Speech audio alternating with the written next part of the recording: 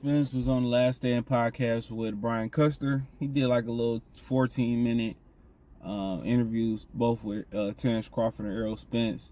It's probably more like 10 because he got the sponsorships and stuff. And shout out to Brian Custer. I was just listening to him on ESPN this morning. They was talking hoops on YouTube, whatever. Well, he do it in the studio. So, Brian Custer, favorite TV personality, hands down. For sure, seemed like a real good brother. But at the end of the day, dude, I'm gonna touch on a couple things. How Errol Spence kind of like devalue Bud and rating Bud,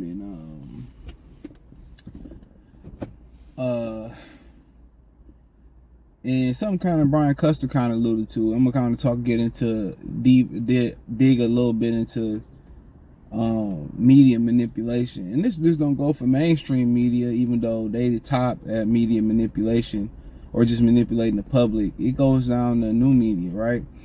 And sadly, it don't matter what Terence Crawford do on July 29th. He won't change the perspective. And if you didn't see my live I did Sunday where I talked about Terence Crawford, I might need to chop that up into its own individual video, honestly, because that's the God honest truth. It's always the hero versus the villain. It's never the villain versus the villain. Rarely. It's never two heroes. You had Captain America, Civil War, whatever, but then again, some people felt like Iron Man was in the right. Some people felt like Captain America was in the right. Some people felt like Iron Man was in the wrong. So it's always this good and bad thing. And I kind of talked a little bit about how Terence Crawford wasn't supposed to be here.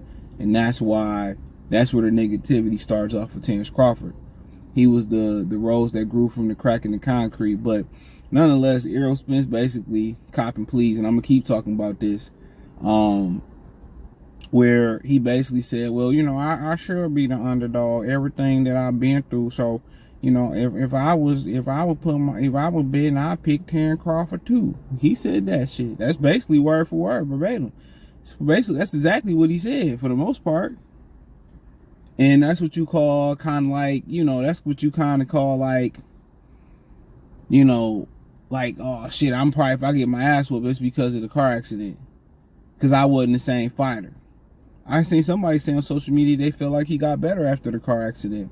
Hey, I ain't here to judge. All I'm saying is we can't blame, you can't blame Terence Crawford for you stalling the fight out, for Al stalling the fight out. Bob said, let's do it right away. Y'all started the fight out. Therefore, you can't blame for your lifestyle that you live in. I ain't Terence Crawford fought. That's basically letting his fan base know if I get my ass whooped, it's because of the car accident, so run with that excuse, and it's cool. They was going to always, if it wasn't a car accident, it wasn't an eye injury, it was going to be you would stay at the weight too long. I told y'all, man, what Jay-Z said in Ninjas in Paris? He said, I ain't supposed to be here, I'm supposed to be locked up. You know what I'm saying? And when you do, and I talked about how, in Wreck-It Ralph, where the little girl, they wanted to keep her out the game as a playable bonus character, and they wanted to keep her out the game and shit, that's Terence Crawford. They want to keep him out. They don't want him to be here. He just stuck with it. A lot of guys like Terence Crawford, they lose focus. They work 9 to 5s. They lose. They don't have the financial support. They go back to the streets. Like Frankie Gomez, one of the more talented fighters that never will be. And, they like, fuck this shit, bro. Like, they let the politics frustrate them. But it's called perseverance. And that's something that I'm like, all right, man, dude, just because something get hard, I can't quit it. I had to train myself that in certain situations. I think people respect people who weather the storm, even if that's the person who putting you through the ringer and who putting you through the storm. I think people respect that. Now, it's a fine line between going through the storm and doing something dumb as shit, or somebody trying to force you to quit or force you to fire you or whatever, and they doing shit intentionally on purpose. That's different though. You got to prepare yourself, to transition somewhere else. But every trial and tribulation isn't that. But yeah, he basically said, I should be the underdog. What type of confident fucking fighter sound like that, bro? Now, if he was 100% healthy, would he be the favorite? I believe so. I disagree with Bruce Van on that one. I think he would be the favorite if he was 100% healthy. You know, would I pick him if he was 100% healthy and where he was at? My thing was this about Errol.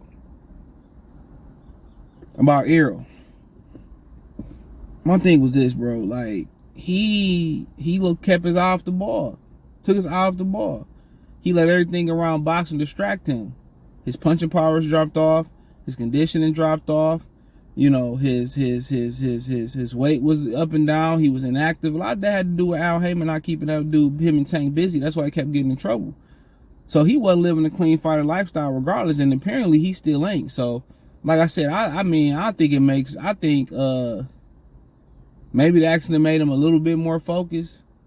But the last time I seen Errol Spence really strap his nuts on and be a beast, I couldn't really tell in the Campo fight, but that's the last time he looked physically the part. And the Kell Brook fight, that's the last time he looked physically the part. You know, everything else, the Sean Porter fight, he wasn't there, bro. The Ugas fight, the Ugas fight, he looked physically good in that fight. Excuse me. The way he was turning his punches over in that fight, his shit. But I just leave it at that. I'm not giving shit away. I might not do a prediction video. I might just do film breakdown. I might release the prediction video after the fight. See, even regardless what happened. But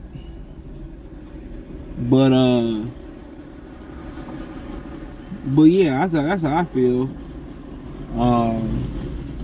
But I mean, it sounds like a built-in excuse. Confident fighters don't talk like that. You know, confident fighter be like, man, what they talking about? I'm gonna smash Terence Crawford. I'm gonna show him, go put your money on Errol. That's what a confident fighter would say. That's what a confident fighter, put your money on Errol. If you want to win, put it on Errol. That's what somebody would have said. This dude ain't confident, bro. And then he rated Terence Crawford. They asked to give a rating 1 to 10. He just a fucking troll.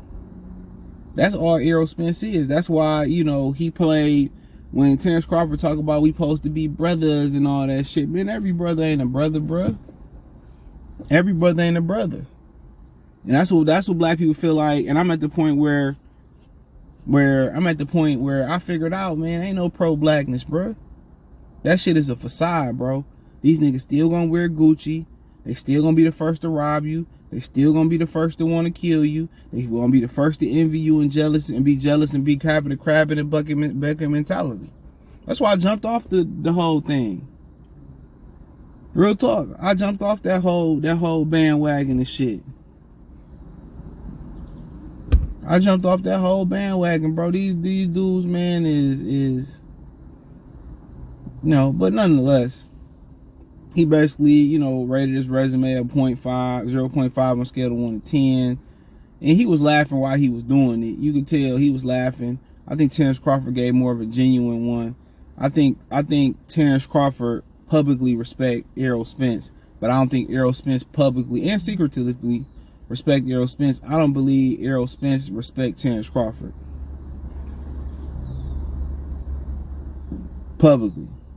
Secretly, he could respect. I don't think he respect him. And we're gonna see on fight night, because if he say he gonna do what he gonna do, he gonna run down on Bud and pressure him right away. To me, that's the best way to get a fighter that's older. Get them before they start getting loose. Make sure you warm up so if you do get caught, you can recover. A lot of these dudes come out bone dry, and when you get hit, when you ain't warmed up the right way coming into the ring, it's hard to recover. When you warmed up, your body warmed up so they can take that a little bit better. But him rating him, his resume poorly, talking about I think he more quick than fast and all. And like I said before, everything that you put out there, you got to eat that shit. That's one thing, and that's one thing about trash talk.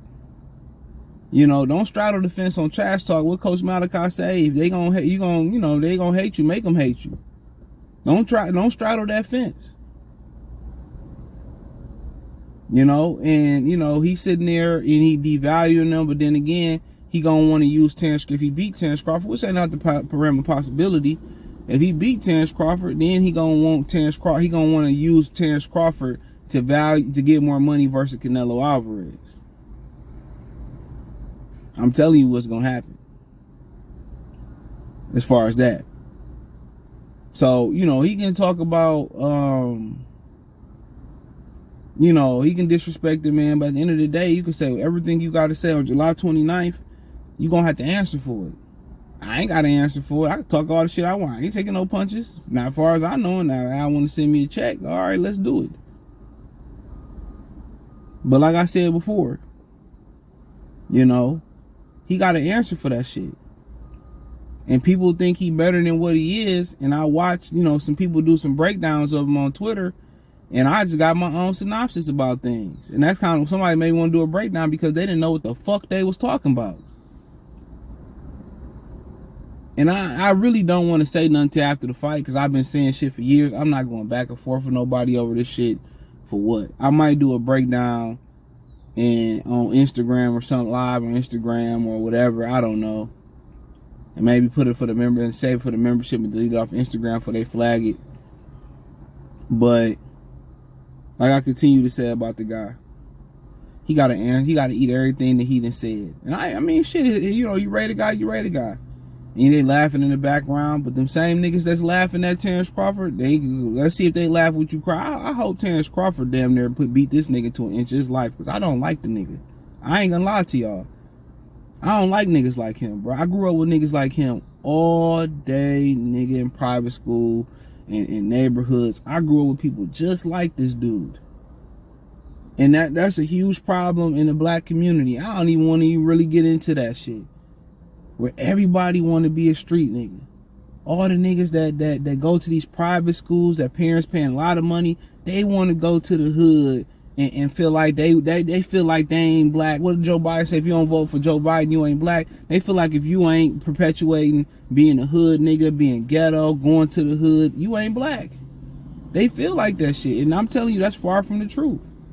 And just because that's what a particular female like, or that, and a lot of women like the hip hop swagger and shit all around the world. But once again, don't let Punani dictate what you do as a man. Trust me. That's why you attract what you get back as far as personality and shit. But I just don't like the dude, bro.